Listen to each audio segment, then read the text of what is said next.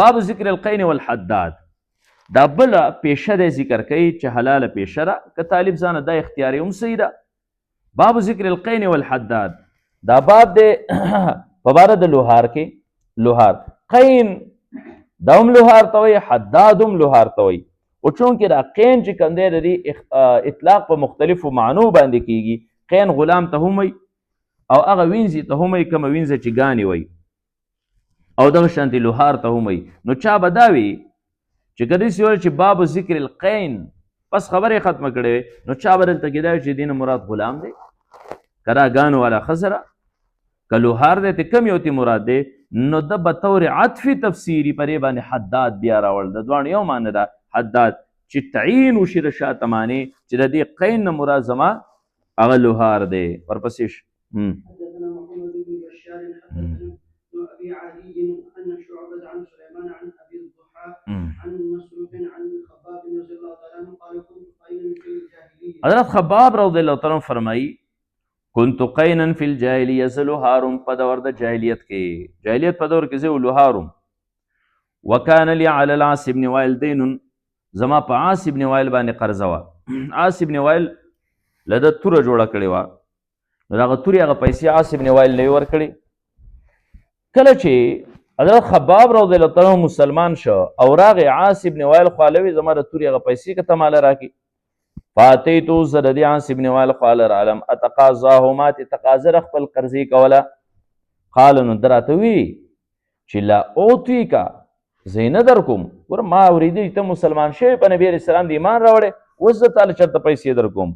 لا اوتیکا، زه یې نه در کوم تاله حتی تکفر بمحمد صلی الله علیه وسلم، تر دې پورې چې ته کفر په محمد صلی الله علیه وسلم باندې وکړي. دغه نه راوړه، تا ایمان راوړی، زه اوس تاله پیسې در کوم. فقلت، ما ورته وی چې لا اکفر بمحمد صلی الله علیه وسلم، زه کفر په محمد صلی الله علیه وسلم باندې نه کوم حتی یمیتک الله، تر دې پورې چې تا مړ کړي الله تعالی، ثم تبعث، او بیا را پاسولی شي. تر هغه وخته پورې قیامت پر راشي، خو زه به داسې کار ونه کوم.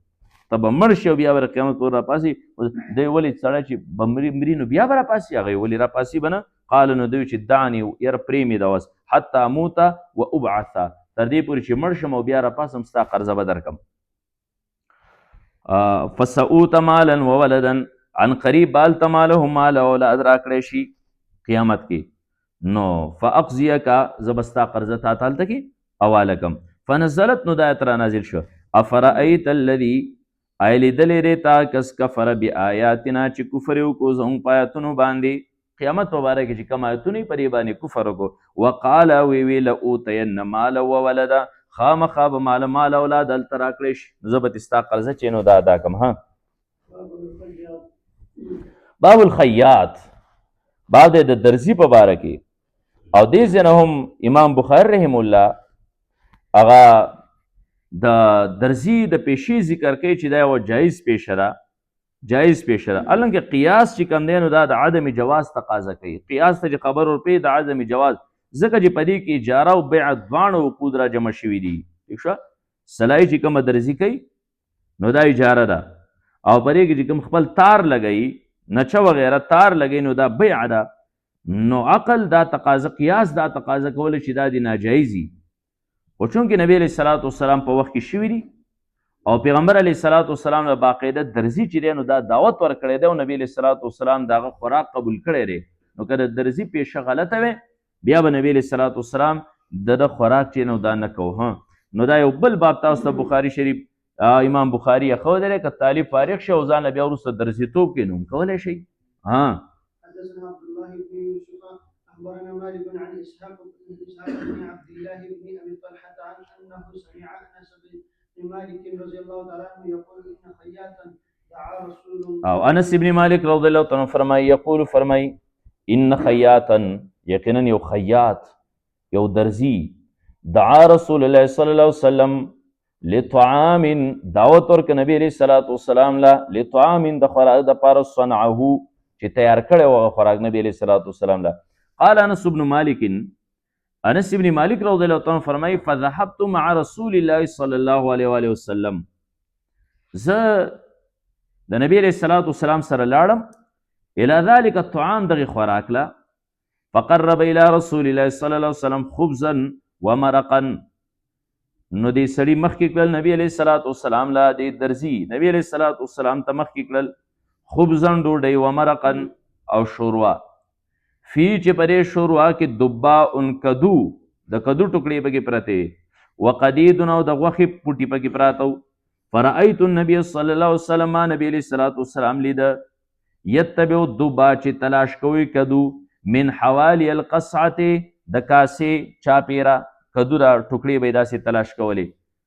اقه چې مې ولیدې چې نبی علیه الصلاۃ والسلام کدو خوښته قال نو دی فرمای فلم ازل زه همیشه یم اوس احب الدبا چې کدو خوښوم مې یومې زنده دغې ورځې نه چې نبی علیه الصلاۃ والسلام خوښو نو د هغې نه وروسته یې زه هم خوښوم د هغې ورځې نه په رادې خوښه. باب النساج دا باب دی د جولا په باره کې. جولا کومه کړۍ چې چلی شړۍ جوړوي کپړه جوړوي ټیک شو یو خو دغه جولی به د دیوالونو دا نه پیشه جوله ټیک شو. نو مقصد دلته امام بخاري رحم الله هم د دغې پیشې د جواز دی چې دا پیشه هم سره جایز ده ټیک شو. نو بعضې طالبان دې ځانه کړۍ جوړي کړي دا هم څه بده نه ده. دلته دا جولاباد کې مخکې دا کړسار یې جوړ اوس که څه نشتي که نه شتی خو کم وي چېرته مخکې به ډېر زیات و. نو دا هم یو جایز پیشه ده بس دا دې ځانه دغه کې یو سړی کوي. حدثنا يحيى بن بكير حدثنا يعقوب بن عبد الرحمن عن ابي حازم سمعت سهل بن سعد قال جاءت امرأة او سمعت سهل بن سعد قال جاءت امرأة راوړه یوې ښځې ببردة یو صادر یوه ښځه چې جوله هوا هغې یو صادر جوړ کړی و. قال او بیا یې خلکو نه تپوس کوي اتدرون تاسو ته پته شته تاسو پیژنئ مل برده چې برده څه شی دی.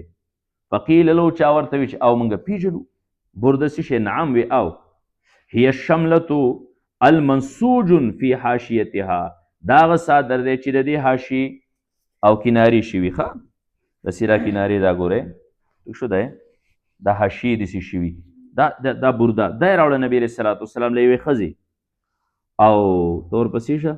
قالت دې ښځې وی یا رسول الله ای د الله رسوله انی نسجت هذه بیدي دا ما په خپلو لاسو باندې دا صادر شي نو دا جوړ کړی دی جوله هوا دا ښځه په خپلو لاسو باندې مې جوړ کړی دی د څه لپاره اکسوکها چې وایغوستو مه تا ته. فاخذها النبي صلی الله علیه وسلم نبی علیه الصلاۃ والسلام ترې واغست او محتاجا الیها پیغمبر علیه الصلاۃ والسلام دې ته محتاج و ضرورتمند ورته په دغه ټیم کې نبی علیه الصلاۃ والسلام سره صادر نه و ضرورتمند ورته وایغستې.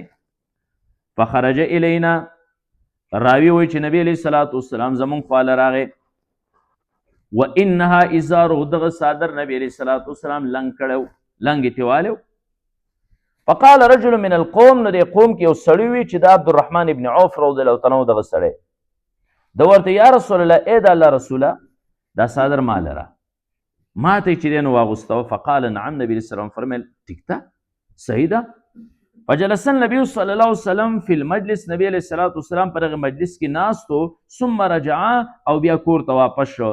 نو فطواها دا صادر یې رانغښتی و. ثم ارسل بها الیه او دغه صادر یې بیا راولېږه الیه دې سړي ته یعنې عبدالرحمن ابن عوف رضی الله تعالی عنه ته چې کله یې صادر راولېږه. فقال له القوم دی عبدالرحمن ابن عوف رضی الله تعالی عنه ته خلکو وی ما احسنت لکه ښه کار دې ونه که ښه کار دې ونه که.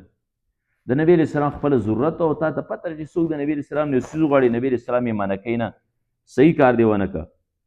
سألتها ایاه تا د دې صادر سوال د نبی علیه الصلاۃ والسلام نه وکړه ولقد عرفت او تا ته پته انه لا يرد سائلا چې پیغمبر علیه الصلاۃ والسلام خو سوالګر نه واپس کوي نو تا سوال وکړه. فقال الرجل دې سړي وي د عبدالرحمن ابن عوف رضی الله عنه وی والله په خدای قسم ما سالته ما نه دی غوښتلی دا صادر د نبي علیه السلام نه الا مگر صرف دې دپاره مې غوښتلی لتكون کفنی یوم اموت چې دا زما کفن شي کله چې زه مړ شم. دا د نبي علیه الصلاۃ والسلام د جسم نه تاو شوی او چې زما د جسم نه تاو شي او د نبي علیه الصلاۃ والسلام جسم له خدای پاک دا خصوصیت ورکړی د ابراهیم علیه الصلاۃ والسلام د معجزې په مقابله کې چې ابراهیم علیه السلام په جسم باندې اور اثر نه کوو، د نبي علیه السلام د جسم سره چې به کوم شی ټچ شو نو په هغې به هم اور اثر نه کوو. نو دا مې د خپل کفن دپاره نبي علیه السلام نه وغوښتو. قال سهل فکانت کفنه، سهل رضی الله عنه فرمایي چې وشوم دغه شان کله چې دی وفات شو دغه څادر د نبي علیه السلام د کفن شو.